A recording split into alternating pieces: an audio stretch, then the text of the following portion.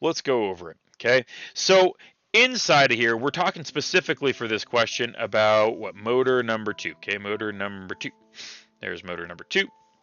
He is 3-phase, he is 5 horsepower, and his wires are coming through this conduit here with 9 total current carrying conductors. We know that because there's those motors. Oh, it's 8. 8. 8 current carrying conductors, like I said. Okay, because the motor 1 is a single phase, so 1, 2, 3, 4, 5, 6, 7, and 8. Okay, there you go. So, what we're going to need to do is do a little derating on top of the motor calculation, because why not? Like, why not? I mean, just make it a little, at least it wasn't also a temperature correction, right? It absolutely could have been.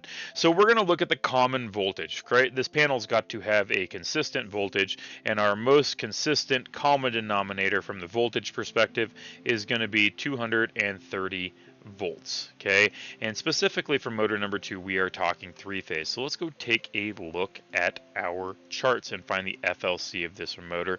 Remember, it's going to be back in the back of 43250 specifically when we're talking about 3-phase motors. And for this one, we are looking at a 5 horsepower 230 volt. Let's see if we can find that. 5 horse over on the left, and I'm just going to cross that with 230 here, and I'm going to get 15.2 amperes for my FLC. Okay, FLC being full load code, full load charts, whatever you need to tell yourself to remember. Nameplate is only used for overloads. We must use the charts for conductors. Esteban, come on, bro.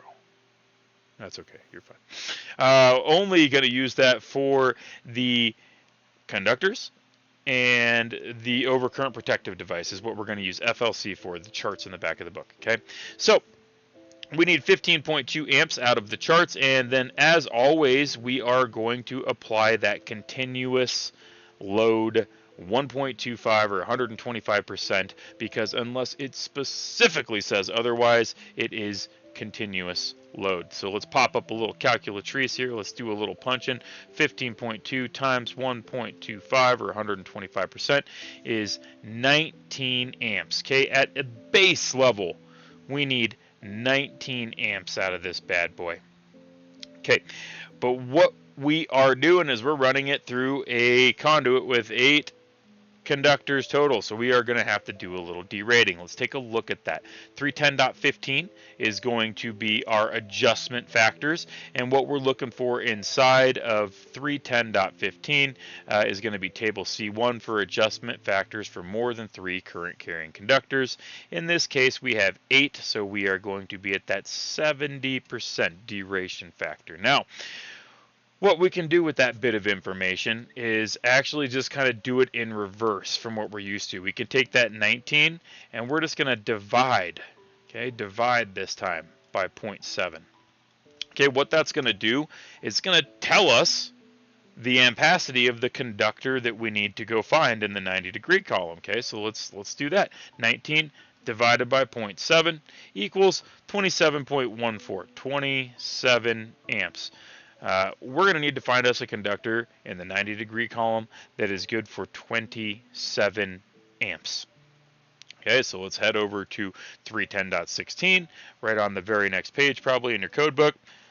Okay, we're going to go in the 90-degree column. Why? Because we're derating. Okay, remember when we do a deration step, we're allowed to start that deration in the 90-degree column as long as ultimately our termination isn't exceeding the 75-degree column or 60-degree column per 110.14, which isn't a huge concern because of the nature of this problem. We're doing a significant 70% deration. Okay, so I'm just going to cruise on down until I find a conductor that is good for this scenario, and it looks like that 30 amps, number 12, is going to be my ticket. Okay, there it is. Number 12A, 30 amps equals number 12. Okay, that nails it. That gets it there. You can always double check that if you want to. Just do the problem out in reverse to check your math, but you should be in good shape if you followed the steps right there.